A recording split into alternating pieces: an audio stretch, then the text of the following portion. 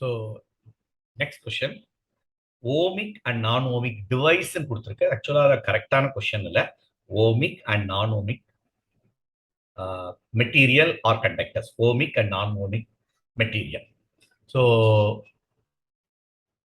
ohmic conductors சொல்லுவாங்க. Ohmic conductor. அடுத்தது non-ohmic conductor.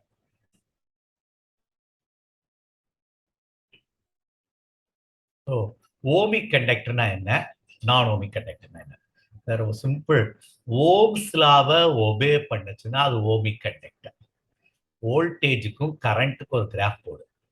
As voltage increases, current also increase. B is directly proportional. ஐன்னு சொல்லுவோம். B equal to R.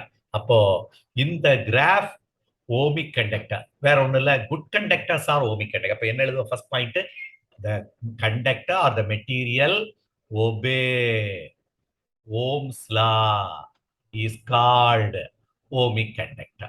So it obey the law and the graph will be go at an angle of 45 degree. Correct? 45 degree போயிட்டு இருக்கும்.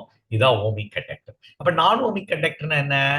They does not obey Ohm's law. For example, semiconductor. Semiconductor is a non-ohmic conductor. As the voltage increases, current won't sharply increase. இப்படி increase ஆகும் பார்த்துருப்பேன். So it is a நான் ohmic conductor. அப்போ ஒரு point, first point here non-ohmic conductor, it does not obey Ohm's law.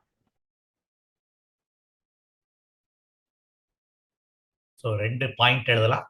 Obey Ohm's law, it does not obey.